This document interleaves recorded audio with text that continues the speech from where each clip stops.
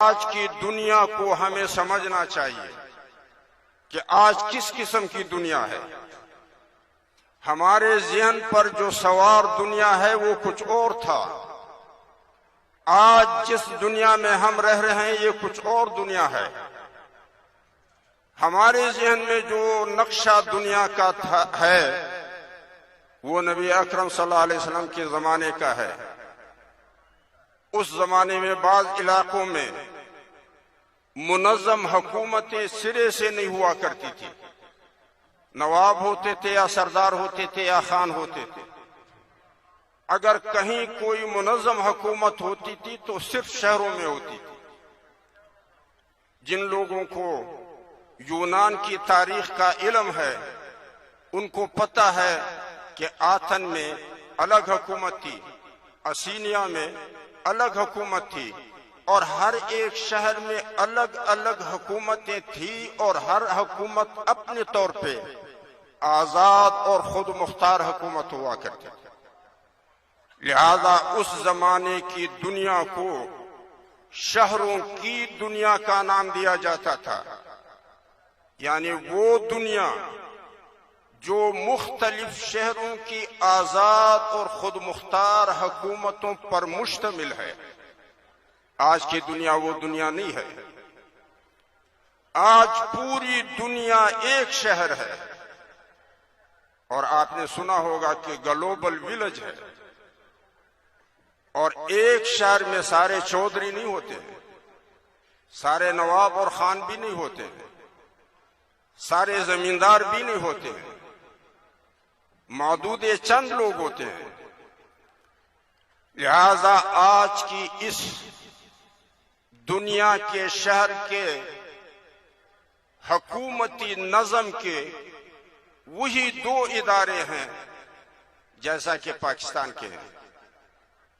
पाकिस्तान का एक इदारा है कौमी असेंबली। इस इदारे में मर्दमशुमारी के हवाले से अफराद की नुमाइंदगी होती है। दूसरा इदारा सेनेट है। सेनेट में मुख्तलिफ खित्तों यानी सूबों की नुमाइंदगी होती है। इसी तरह बैनुल अक़वामी दुनिया का जो शहर है इसके भी दो इदारे हैं। एक जनरल असेंबली है जिसमें तमाम दुनिया के इंतजामी यूनिटों की नुमाइंदगी है। पाकिस्तान, अफगानिस्तान, ईरान, हिंदुस्तान, चीन, रूस वगैरह। दूसरा इदारा सलामती कौंसिल है। सलामती कौंसिल में सिर्फ 5 अरकान है जो मुस्तकिल अरकान है और ये 5 अरकान दुनिया भर के बहरो बर और फिजा के अपने ममलूक और महकूम खित्तों की नुमाइंदगी करते हैं। जनरल असेंबली कोई भी फैसला सादिर करे, कोई भी करारदाद पास करे, अगर सलामती कौंसिल के 5 अरकान में से कोई एक भी उस करारदाद और फैसले को अपने महकूम और ममलूक खित्ते में मुदाखलत समझता है और उसको मुस्तरद कर दे तो जनरल असेंबली का फैसला फैसला नहीं होगा और करारदाद नहीं होगा। लिहाजा आज की दुनिया इन 5 ममालिक के दरमियान तकसीम है और इन 5 की ममलूक और महकूम है। अमेरिका, बरतानिया, फ्रांस, चीन और रूस।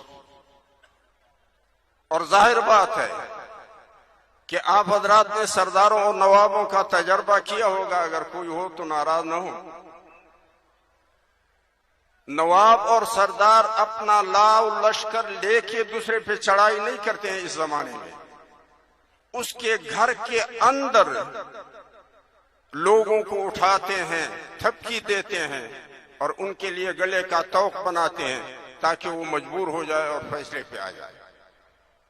लिहाजा आज की इस दुनिया में जंग न इस्लाम के फायदे में है, न उम्मत मुस्लिमा के फायदे में है, न अरब के फायदे में है, न अजम के फायदे में है, न पठान के फायदे में है, न बलोच के फायदे में है।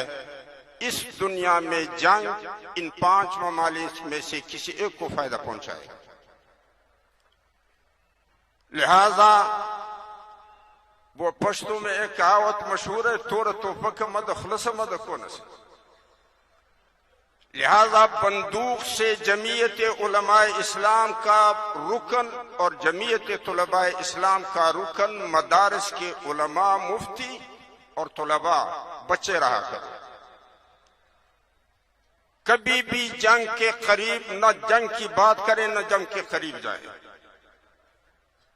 एक नई जंग छिड़ जाएगी इस दुनिया में और दोनों तरफ से लुबादा पहनाया जाएगा मजहब का। एक तरफ से लुबादा मजहब का इन्वान तालिबान का होगा, पुष्प पर रूस और चीन होंगे। दूसरे तरफ से लुबादा होगा मजहब का, इन्वान दाइश का होगा और पीठ पीछे अमेरिका और मगरिब होगा और कत्ल आम मुसलमानों का होगा। लिहाजा मगरिब और मशरिक यानी चीन, रूस, अमेरिका और बरतानिया और फ्रांस, अल कुफ्र मिल्लतुन वाहिदा, इस्लाम और उम्मत मुस्लिमा के बारे में वो एक ही राय पर है कि इस्लाम दहशतगर्द मजहब है और मुसलमान दहशतगर्द वहशी दरिंदे हैं। जब तक इनका सफाया न हो दुनिया में अमन नहीं आ सकता। पहले शिया और सुन्नी को लड़ाया जाएगा और जब इस लड़ाई से अपने मफाद हासिल करेंगे फिर उसके बाद शियों को आपस में लड़वाया जाएगा और अजम और अरब के नाम पर, ताकि जो हिलाली पट्टी है जहां पे तेल और गैस है वहां पे उनका कब्जा हो जाए। फिर उसके बाद सुन्नियों को फिरकों की बुनियाद पे लड़ाया जाएगा और कौमों की बुनियाद पे लड़ाया जाएगा। और ये चौथी आलमी जंग है, न कौमों की है न मुल्कों की है, ये 2 तहजीबों की है। एक मजहब परस, खुदा परस और दूसरा हवा परस जो मगरिब है। लिहाजा हम 3 बातों के बारे में मैं आप हजरात की खिदमत में गुजारिश करता हूं कि हम अगर गुज़श्ता जराइम के एतराफ के बजाय आइंदा हालात के बारे में रहनुमाई दें कि जंग के करीब न जाओ।